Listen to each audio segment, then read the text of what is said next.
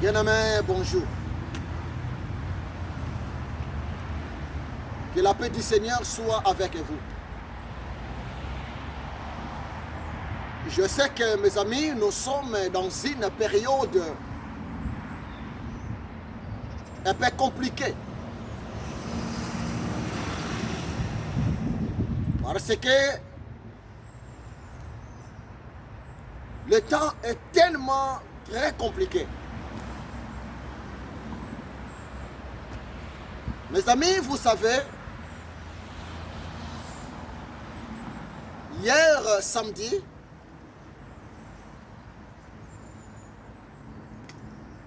le 21 février 2026, j'ai eu un peu quelques difficultés pour dormir.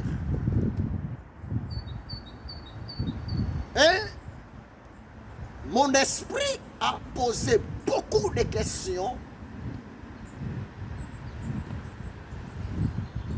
à mon roi, à mon maître, à mon Seigneur, concernant quelques disparitions brusques, concernant la mort brutale de mes collègues hommes de Dieu, de mes collègues ministres de Dieu, de mes collègues missionnaires.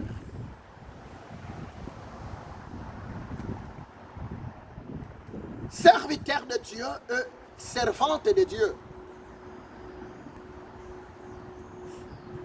Jusqu'à tel point que le Saint-Esprit, Dieu, ils commencèrent de me répondre par rapport à mes questions. Et je me suis dit de m'approcher auprès de vous et de partager quelques expériences, quelques réponses que le Saint-Esprit m'a répondu par rapport à mes questions. Parce que hier, samedi le 21, j'ai pris la nouvelle sur la disparition de l'homme de Dieu, l'apôtre Dieu Merci Kintaba. Et avant-hier, c'était la nouvelle sur la disparition de l'homme de Dieu, mon collègue ami, le pasteur Jancy. Mon ami, écoutez-moi très bien. Homme de Dieu, écoutez-moi très bien. Enfant de Dieu, écoutez-moi très bien. L'air est tellement grave. Le Saint-Esprit m'a dit de te le dire, collègue homme de Dieu, enfant de Dieu. L'arme efficace, l'instrument efficace à ce temps de la fin que le diable utilise pour combattre les hommes de Dieu, pour combattre le ministre de Dieu, c'est quoi? L'arme efficace, l'instrument efficace, l'attaque efficace que le diable utilise pour combattre le serviteur de Dieu, mon ami, c'est quoi? Le Saint-Esprit m'a mis à cœur de te dévoiler cette arme. C'est l'arme du souci.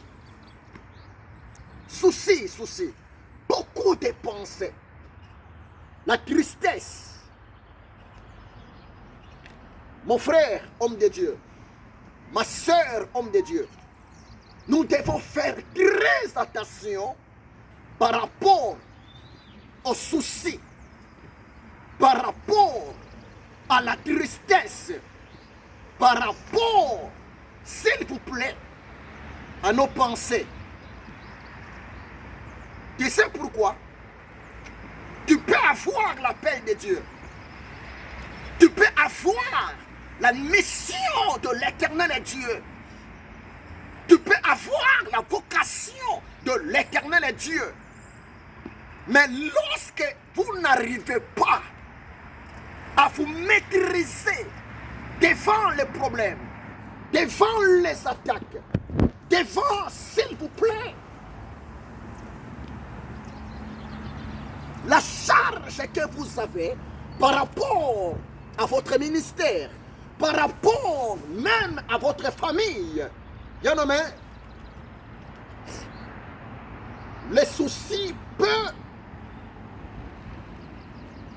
vous déstabiliser, les soucis peuvent, voire même dérompre prématurément votre mission. Croyez-moi, c'est la vérité. Je sais même à quoi je parle. Nous tous, nous avons traversé des moments très difficiles.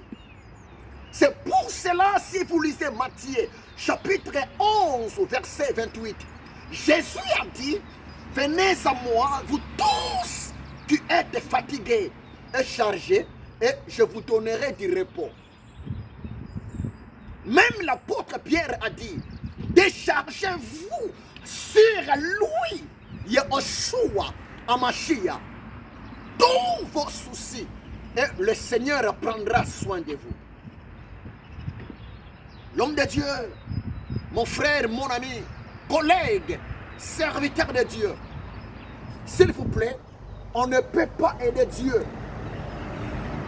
L'éternel Dieu n'a pas besoin de nos aides pour l'avancement de son œuvre.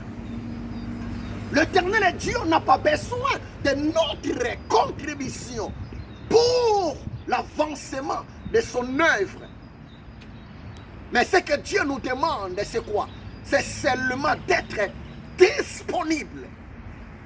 C'est seulement d'avoir toujours la foi, la confiance envers lui, en tout et pour l'avancement de son œuvre, pour nos problèmes et nos difficultés, parce que l'éternel Dieu, son nom, Yahvé Jireh. Yahvé Jireh voulait seulement dire le Dieu qui pourvoit à tous nos problèmes, à tous nos besoins. Je n'ai pas dormi la nuit, s'il vous plaît.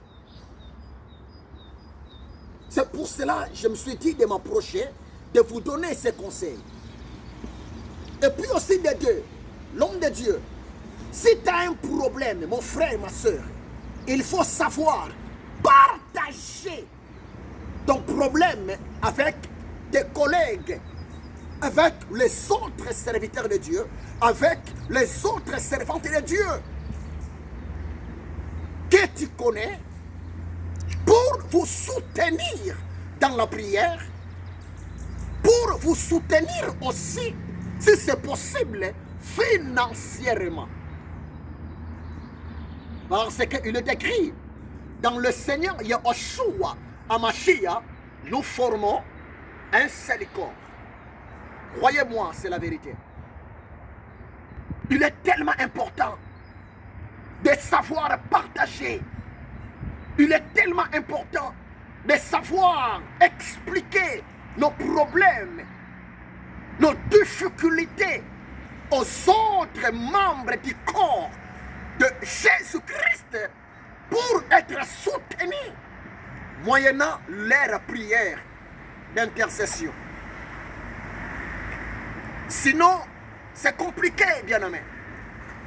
Si vous lisez, exemple, Matthieu, chapitre 26, Jésus savait très bien, il allait mourir, il allait être crucifié à la croix de Golgotha pour le salut de l'humanité.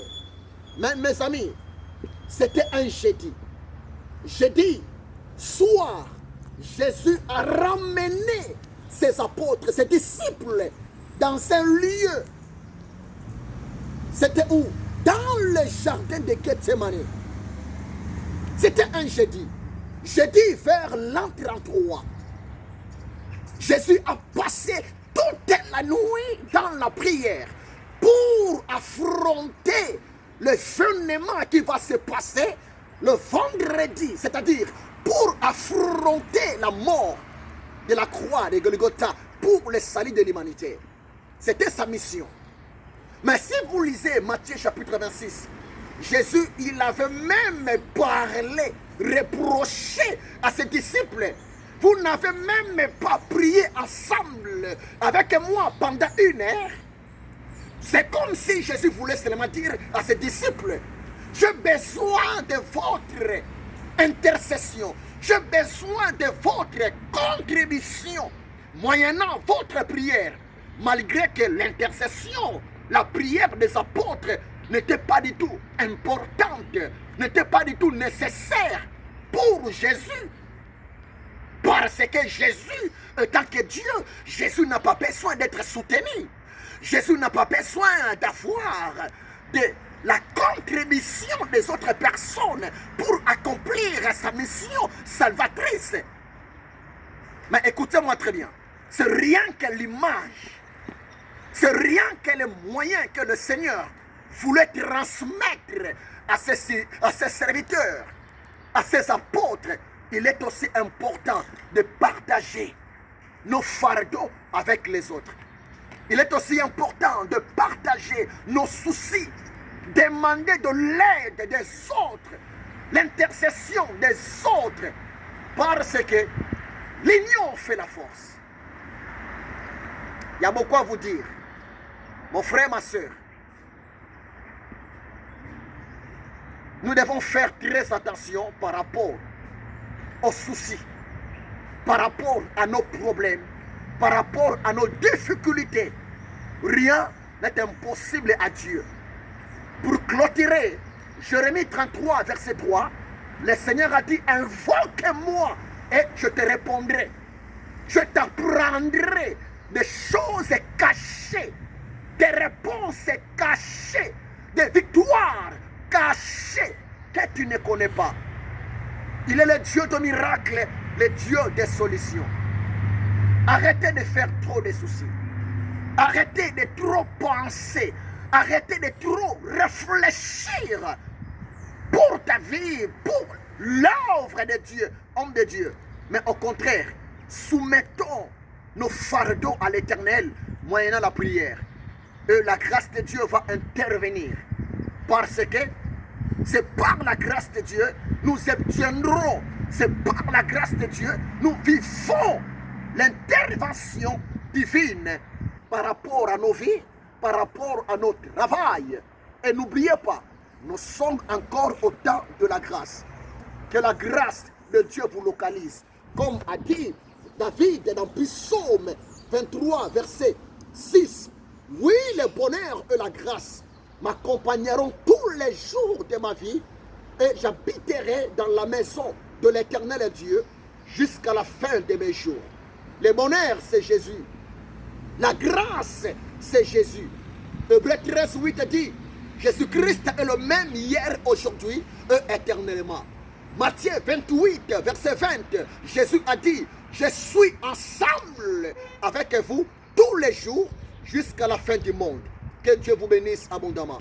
C'est votre humble serviteur, le missionnaire, le révérend docteur Bodo Madiala et Ézéchiel, le prophète de l'Éternel Dieu. C'est depuis Paris. Soyez bénis, nous sommes ensemble. Amen.